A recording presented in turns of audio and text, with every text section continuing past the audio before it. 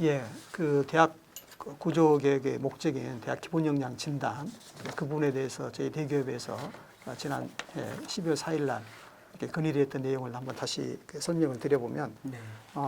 이 구조조정 목적의 기본 역량 진단은 폐기를 해달라.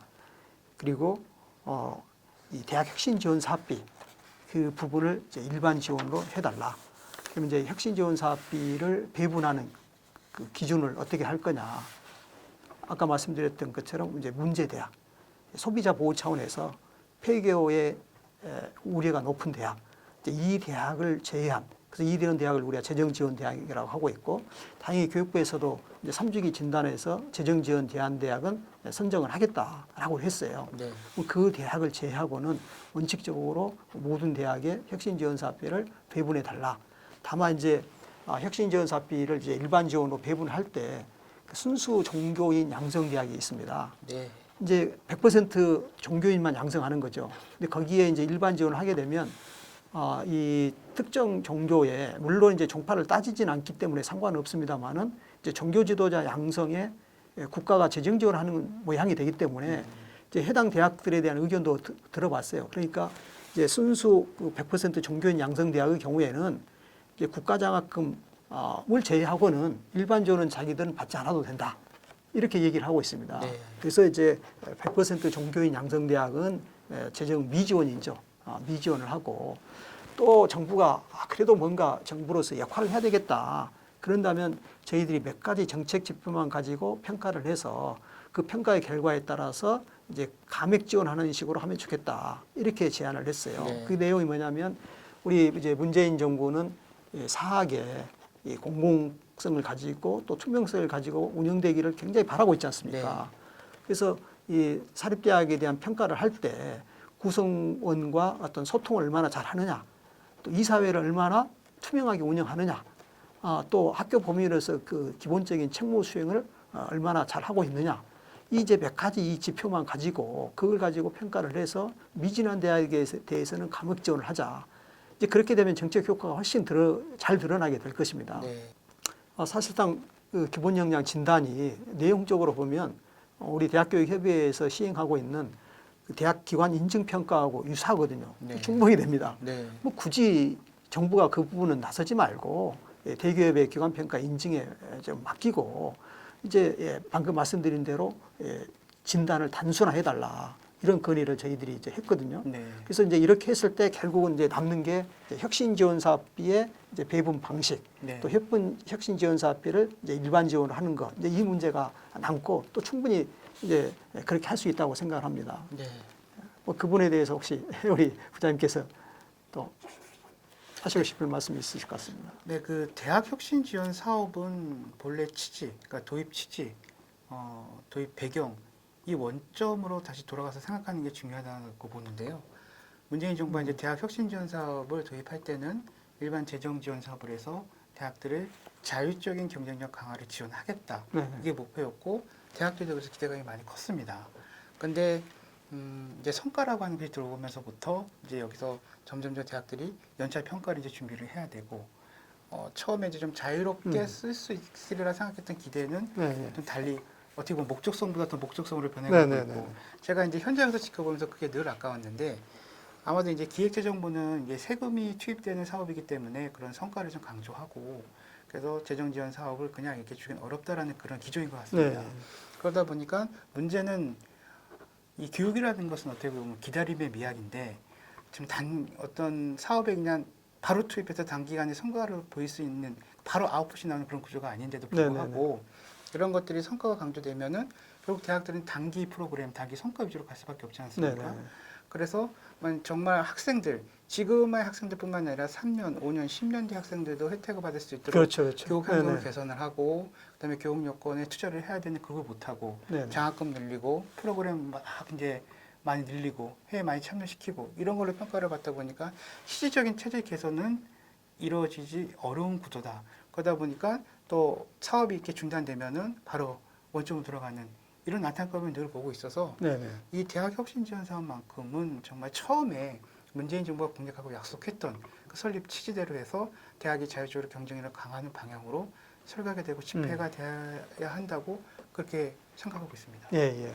저희 대학교협의회에서는 이제 더 나아가서 이 대학혁신지원사업비가 이제 일반 지원으로 돼야 되는 이제 논거로 사실상 이제 대학들이 10여 년 넘게 대학 등록금을 동결하고 있지 않습니까? 네. 그래서 이제 정부의 학생들 등록금 부담을 덜어주기 위한 반값 등록금 정책에 협조를 하고 있죠. 그러니까 고등교육법에서는 최근 3년 물가 상승률의 1.5배에 해당되는 금액까지 이제 등록금을 인상할 수 있지만 또 국가장학금 이유형 자격 조건에서 이제 등록금 동결 인하 이거를 이제 하고 있기 때문에 대학들이 여기에 협조하고 있다는 것이죠. 네. 그래서 그러면 대학들의 그 수입이 어떻게 변화됐는가 이렇게 살펴보니까 사립대학의 경우에 11년에 등록금 수강료 수입이 11조였어요. 그런데 2018년도 이제 결산 자료를 보니까 이게 10조로 1조 가까이 감소됐습니다. 네. 1조. 그리고 이제 이걸 물가를 반영하게 되면 1조 한 5,300억 원 정도가 감소가 됐어요. 또 아까 말씀드린 대로 국가장학금 이 유형을 받을 때 이제 대학에서도 거기에 대해서 매칭을 하도록 하고 있다 보니까 2010년 대비 2018년도에 교내 장학금 이게 1조가 증가했어요. 네. 그러면 실제로 학생들에 대한 교육 연구 또 지원 또 프로그램 운영 학생들을 위한 프로그램 운영이죠. 이런 쪽에 투입될 금액이 2조 정도가 줄어든 겁니다. 그러니까 학생들에게 이제 교육에 받을 기회, 상대적으로 저렴한 비용으로 교육을 받을 기회는 늘어났다고 볼 수가 있지만 교육의 질, 교육의 내용에 있어서는 이게 심각한 위협을 받고 있다. 그렇기 때문에 대학혁신지원사업비는 등록금 동결에 협조하고 학생들 장학금 확대에 또 협조한 대학들에 대해서 사실 이 재정 결손이 생긴 거잖아요. 네. 그러니까 이걸 보전 차원에서 이걸 접근해야 된다. 근데 이제 기획재정부에서는 일반 지원은 사립대학이 없다라고 얘기하는데 실제로 우리 사립학교법에 네. 재정지원 근거가 있습니다. 네. 그리고 제가 2003년도에 교육부에서 사학정책과장을 했었는데요. 참여정부 1차 년도까지 사립대학에 대한 일반 재정 지원이 있어요. 예산 규모가 한 830억 정도로 제가 기억이 되는데 제가 어떻게 배분했는지 지금도 기억이 생생합니다. 네. 그냥 학교별로 이 재학생 수 보고 그냥 딱 계산해가지고 그냥 일괄 배분했습니다. 돈 어떻게 썼느냐 그거 보지 않았어요. 없었던 게 아닙니다. 그게 이제 참여정부 2년 차를 들어서면서 그게 이제 특수목적 사업으로 예산이 전환됐던 것이고 일반 지원 사업이 없었던 게 아니고 있다. 그리고 우리 이제 사립 중고등학교가 재정결함 보조금 차원에서 그렇게 지원을 하고 있지 않습니까? 네. 그럼 이제 우리나라 고등교육도 사실상 우리 이제 정치권에서 무상 고등교육을 얘기할 정도로 이제 고등교육의 보편화 시대가 됐어요. 그리고 그 고등교육을 선택한 학생들의 선택권을 존중해서 그 학생들이 결국은 수혜자라는 측면에서 보면 일반 재정 지원을 해주는 것이 훨씬 낫다.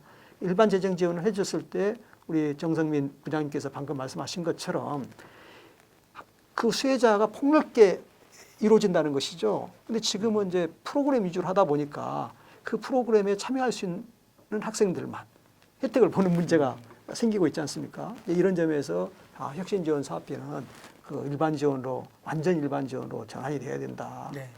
그렇게 생각합니다. 여기에 대해서도 한 말씀 더 덧붙여주시면 감사하겠습니다. 네. 어차피 같은 맥락으로 볼 수 있는데 네. 제가 이제 많은 대학 현장을 취재하고 또 총장님들, 교수님들 만나서 또 학생들 만나서 얘기를 많이 들어보면, 그러니까 본인들한테 이제 이거를 맡겨주면은 네. 좀 더 장기적으로 설계를 할 수 있는데 네. 자꾸 어떤 정부의 요구 또 기재부의 성과 이런 것들에 맞추다고 거기에 급급하다 보니까 정작 투자할 땐 투자하지 못하는 아쉬움이 있다라는 네. 그런 말씀들을 많이 하십니다. 근데 어차피 대학 혁신 지원 사업비는 사실상 학생들을 위한 대학 교육에 투자하고 지원하는 그런 정부 지원금 아니겠습니까? 네네. 그래서 단기 성과를 강조해서 자꾸 그렇게 일시적인 프로그램 아니면 장학금 이렇게 얼마큼 늘렸다 이런 거보다는 대학들이 정말 먼 미래를 보면서 특히 이번 코로나 사태를 겪으면서 많이 느꼈을 겁니다. 어느 대학 같은 경우에는 미리미리 혁신지원 사업비로 이런 원격 교육 기반을 갖추고 그런 대학들은 확실히 빛이 나고 네. 있고 학생들이 고스란히 혜택을 보고 있습니다. 네. 이 프로그램과 기반은 지금 학생들뿐만 아니라 먼 후에 이후에 들어온 학생들도 고스란히 볼 수 있는 혜택이고 그렇죠, 그렇죠. 이것이 진정한 대학 혁신 지원 사업비의 목적이라면 네. 그렇게 대학의 자유를 맡겨준다면 대학들은 분명히 이거를 가지고 좀 더 장기적인 비전에서 학생들을 위한 교육 투자를 적극적으로 나설 거라는 저는 확신하고 있습니다. 그것이 또 이제 일부에서는 그렇게 하면은 또 대학들이 그 비용을 네네. 좀 이용하는 거 아니냐. 그럼 뭐 학생들이나 이게 쓰는 게 아니고 뭐 인건비라든지 약간 뭐 그런 우려도 없지 않아 하긴 하는데 하지만 지금은 점점 이 재정적 사업의 용도 이런 것도 투명성, 개방성, 공개성이 되고 있기 때문에 그리고 여러 루트를 통해서 그 대학 구성원들뿐만이 아니라 사회도 지역사회도 항상 감시를 있기 때문에 대학들이 자유를 기반으로 그거를 좀 방관해서 쓰는 게 아니라 더 책임 있게 쓸 수 있는 충분한 역량이 되니까 이 대학혁신 지원 사업은 말 그대로 대학이 정말 혁신할 수 있는 그것도 장기적 비전과 안목을 갖고 혁신할 수 있는 이런 방향으로 적극적으로 투자되는 것이 맞고 또 그렇게 시급히 이루어져야 할 것입니다. 예, 예. 이제 저도 이제 공무원 생활을 오랫동안 하다가 이렇게 이제 명예퇴직을 하고 한국대학교육위의 사무총장으로 왔습니다만은 제가 교육부 공무원 생활을 하면서 참 가장 당혹스러웠던 사건은 아니고요. 그 표현이 하나가 있습니다. 네. 그게 뭐냐면 그 김영삼 대통령 시절에 네. 좋은 의도로 5.31 교육개혁안을 발표했어요. 그래서 이제는 이제 공급자 중심이 아니라 수요자 중심으로 교육 체제를 열린 체제로 바꾼다. 그렇게 하면서 쓴 표현이 이제 에듀토피아 시대를 열겠다. 에듀토피아. 이게 교육의 천국을 이루겠다. 이런 거죠. 근데 저는 이제 현장 근무를 많이 하고 교육부에 들어왔는데 정말 에듀토피아가 이게 쉽게 이루어질 것인가. 이게 결코 쉽지 않다는 거죠. 네. 그런데 이제 정부에서 작성하는 각종 문서에 이제 참 미사여구를 많이 씁니다. 그럼 그걸 읽다 보면 정말 이렇게 하면 이렇게 될 것인가? 라고 생각을 하거든요. 그래서 이제 혁신지원사업비 평가 문제도 마찬가지예요. 뭐 기획재정부나 국회에서 걱정을 많이 하신다고 하는데 정말 이제 대학 간에 협약을 맺어서 대학하고 이제 교육부하고 협약을 맺어서 그 협약대로 이 사업비를 쓴다. 근데 그 협약서에 보면은 각종 프로그램들이 많이 있고 이제 이 프로그램을 통해서 이러이러한 성과를 거두겠다라고 얘기를 하고 있는데 정말 그런 건가? 그런 성과가 말씀하신 것처럼 불과 몇 개월, 불과 1년, 2년 운영하고 그 성과가 당장에 나타나는 것인가? 그건 아니라는 거죠. 사실 교육 정책과 경제 정책의 가장 큰 차이점은 교육 정책은 말 한마디로 되는 게 아니라는 거죠. 네. 예를 들어서 요즘 우리 학생들이 인성이 좀 부족하다. 그러니까 앞으로 인성교육을 강화하겠다. 그래서 이제 인성교육을 강화했어요. 근데 강화했는데 그 강화의 결과로 과연 인성이 좋아졌느냐? 앞으로 이제 정부가 인성교육을 강화하니 우리 학생들의 인성이 좋아질 거다. 이렇게 국민들이 바로 믿느냐? 그런 구조가 아닌 것이죠. 근데 경제정책은 이게 지금 너무 경기가 화랑이어가지고 이게 물가 상승의 우려가 있다. 인플레이션의 우려가 있다. 그러니까 이제 이자율을 좀 높이겠다. 이 한마디만 해도 시장이 바로 반응을 하는데 네. 교육정책은 그게 아니라고 하는 것이죠. 그래서 이제 실질적인 이제 변화를 가져오려고 그러면 구성원 모두의 참여가 있어야 되고 또 이게 이제 장기 플랜을 가지고 하나하나 해 나가야 되고 또 교육의 주체들인 교사와 교수들과 학생들, 직원들 간에 이제 내면화된 어떤 변화가 있을 때 정말 이게 혁신이 일어나는 것이고 그런 과정을 거치지 않은 채 프로그램 위주로만 하다 보면 아까 말씀드린 에듀토피아의 환상에 빠지는 거죠. 그런 측면에서 보면 정말 자율성이 최고다. 그런데 이제 이 자율성을 주지 못하는 이유 중에 하나가 대학 내에서 의사결정을 할 때 의사결정을 잘 못하니까 이 정부가 좀 주도적으로 해줄 필요가 있다는 말씀을 하시는 교수님들도 계세요. 네. 그런데 정부가 그 말씀을 듣고 그대로 따라가면 이게 패착인 거죠. 네. 어찌됐든 대학은 자율적 조직이라 이거죠. 정말 그 안에서 치열한 갑론을박이 이루어지고 치열한 논쟁이 이루어지고 그 과정을 통해서 나온 결과물을 가지고 시행을 했을 때 이게 진짜 성과가 있다. 네. 그런 점에서 보면은 이 교육 예산은 저는 이제 1년 단위 예산 제도 그 부분이 문제가 있다고 생각을 해요. 네. 그래서 실제로 초중등 교육법상의 학교 회계제도를 도입했을 때나 이번에 이제 국공립대학에 지난 이제 이명박 정부 시절에 국립대학 회계제도를 도입했지 않습니까? 네, 네. 그 학교 회계제도의 도입의 이유가 이 단년도 예산주의의 한계, 그걸 극복하기 위한 것이 또 있습니다. 네. 그런데 여전히 이제 정부의 그 1년 단위 예산제도에 여전히 묶여서 운영을 해요. 네. 그래서 저희 대기업에서 지난 이제 2018년 그 2학기에 그 대학혁신지원 사업 빨리 사업을 하겠다. 그래서 그 대학별로 2, 30억 정도 11개 대학인가 이렇게 지원을 했어요. 네. 그 지원을 할 때 이제 교육부의 요구는 이 2, 30억 되는 예산을 6개월 안에 다 써라는 거예요. 파일럿 대학으로 선정될지도 모르고 어쨌든 내 가지고 이제 선정이 됐어요. 이제 시작하는데 6개월 안에 그 돈을 과연 쓸 수 있느냐. 그래서 저는 이제 제가 그 회의에 참여를 해서 이 돈은 안 써도 됩니다. 내년도에 써도 됩니다. 근데 이제 지금 2018학년도 2학기에 해야 될 일은 뭐냐. 대학 구성원이 참여해서 우리 대학이 정말 거듭나기 위해서, 우리 대학이 정말 경쟁력 있는 좋은 대학이 되기 위해서 우리가 해야 될 게 뭔지 구성원들 간에 감론을박을 하라는 것이죠. 뭐 돈을 거기에 쓰라는 거죠. 최우선적으로. 그래서 그때 이제 혁신 방안이 나오고 그것을 구성원들이 일심동체로 추진을 할 때 그게 진짜 혁신이 이루어지지. 결국 몇몇 교수님들이나 몇몇 직원들의 참여에 의해서 만들어진 페이퍼로 혁신이 과연 되겠느냐. 그런 측면에서 이제 혁신 지원 사업에 대해서도 여러 가지 의견들이 있지만 정말 중요한 것은 자율성, 그리고 어떤 그 기관이 자기 책임 의식을 갖고 치열한 내부적 토론과 논의의 과정, 또 논쟁의 과정, 어쩔 때는 뭐 논쟁도 할 수 있겠죠. 네, 네. 근데 그걸 정부는 지켜봐 줘야 된다는 것이죠. 2개월 안에 끝내, 3개월 안에 그거 끝내, 그리고 빨리 시작해. 이게 아니라는 거죠. 조금 늦어지면 늦어질수록 사실 그 다음에 실행력은 더 높아질 겁니다. 왜?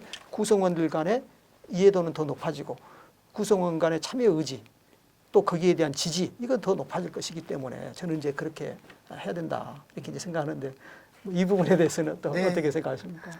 그리고 이제 중요한 거는 뭐 프로그램도 네. 단기성으로 일회성으로 끝난다는 것은 그만큼 어떤 공유, 네네. 공감 이런 거 없이 이게 시행된다는 그런 의미로 볼 수가 있는데, 중요한 건 이제 어떤 프로그램을 설계를 할 때도 이 프로그램이 정말 어떤 해외 대학이 아주 좋은 혁신 대학을 네. 방문해서 이걸 우리가 그 혁신을 경험하고 오겠다라고 해서도 그것이 이제 뭐 장기 플랜을 갖고 세우신다면 단기간에 뭐 요 올해는 A 대학, 뭐 내년에 B 대학 이런 게 아니라 장기적으로 아주 좋은 대학 프로그램 우리가 3년이면 3년, 5년이면 5년 뭐 꾸준히 구성원들이 가서 또 학생들이 가서 또 교수님들, 직원분들이 가서 배워와서 이거를 벤치마킹해서 우리 학내에 좀 적절히 도입을 하고, 이게 장기적인 비전에서 세워지면 충분히 가능하지 않겠습니까? 네네.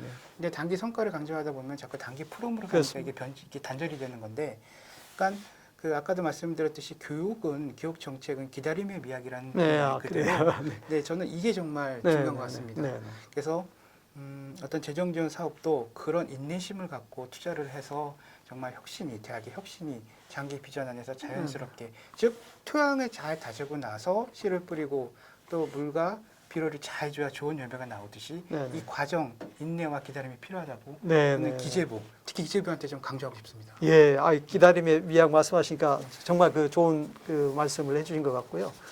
제가 그 광주 또 광역시 부교육감 냈었는데요.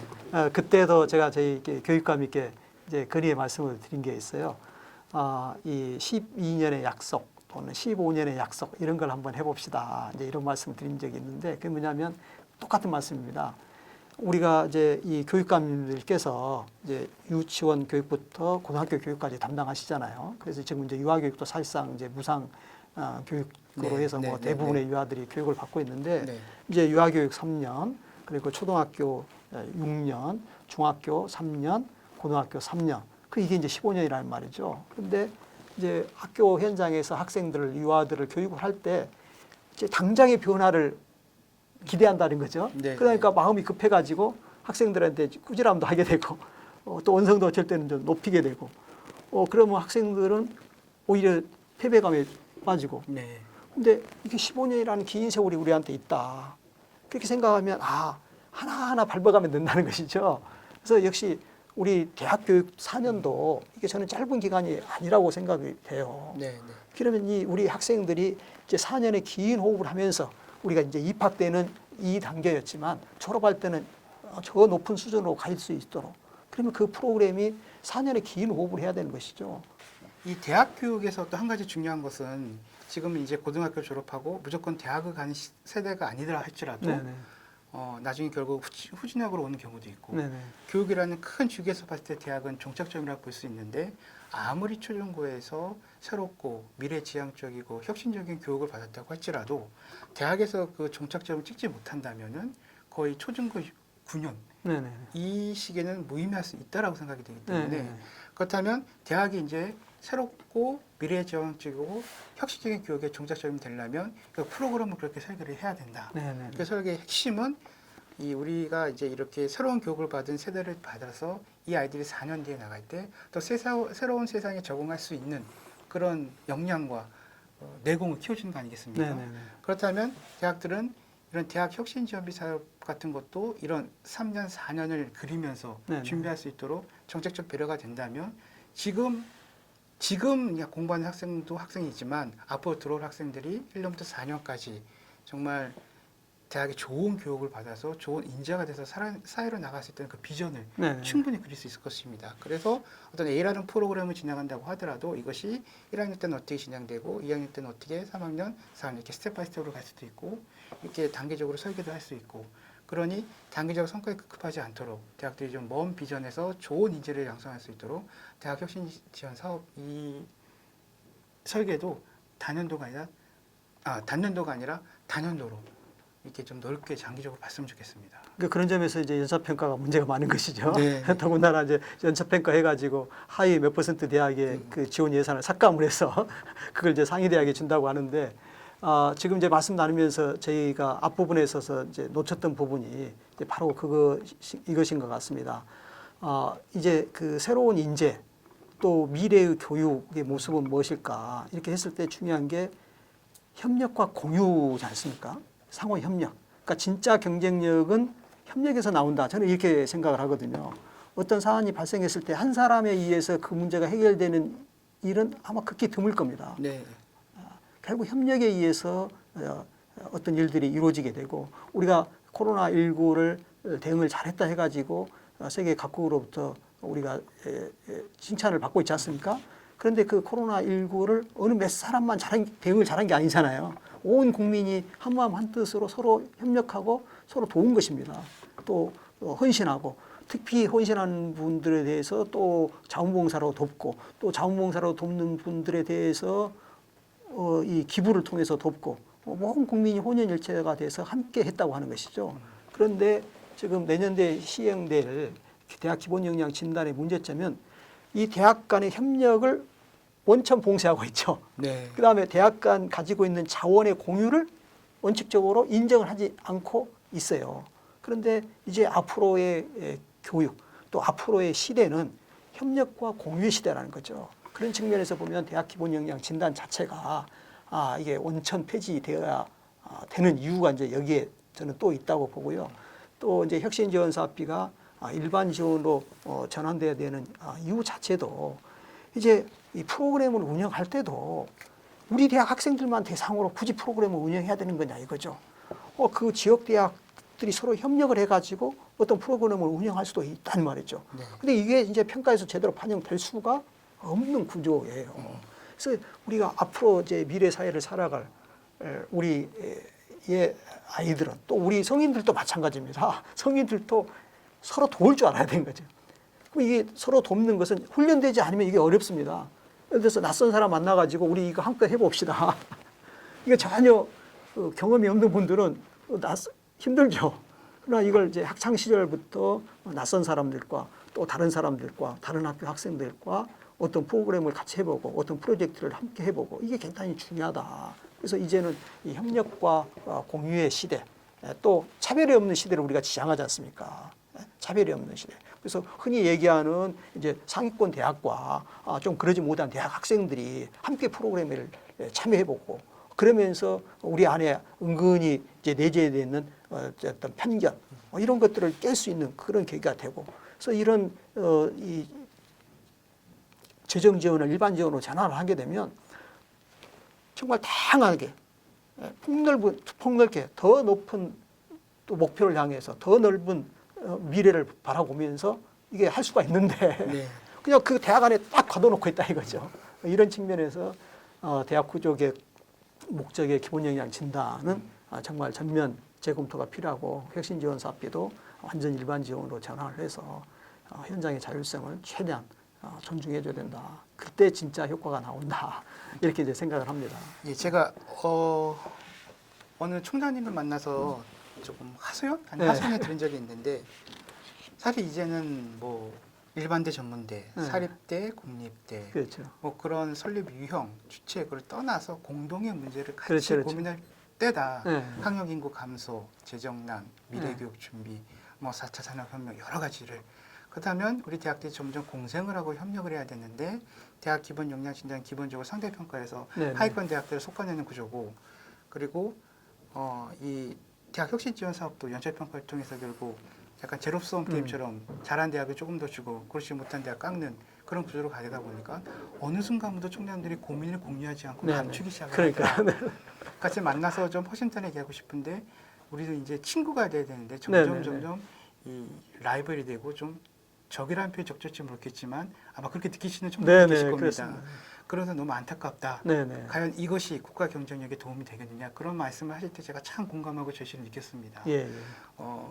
정부 결국 대학도 교육기관이기 때문에 정부 정책의 그 패러다임을 따라갈 수밖에 없는데 이 말씀하신 대로 미래 교육을 준비하기 위해서는 협력과 공유 네. 그리고 지역 대학의 한 대학 한 대학은 어렵지만 한 대학 한 대학을 잘 보면 또 강점을 가진 그렇죠, 대학들 그렇죠. 연합대학을 구축을 해서 특성화된 교과목을 운영을 하고 네네. 그렇게 간다면 지역사회에 도움이 될 것이고 그렇습니다. A 대학에서는 어떤 전공이 특성화되어 있으니까 여기서 공부를 하고 뭐 B 대학은 또 이 전공이 잘 됐으니까 공부를 하고 그렇게 시너지 효과를 낸다면 지역사회에 도움이 될 것이고 이렇게 미래지향적으로 갈 수 있는데 이 정부 정책 특히 교육부의 대학 기본 역량 진단이나 아니면 대학 혁신지원사업 연차 평가가 그런 길을 가로막고 있다면 이거는 국가 경쟁력에 발목을 잡는 것이다. 네네. 그런 측면에서도 개선이 좀 시급한 것이 지금 현실입니다. 예.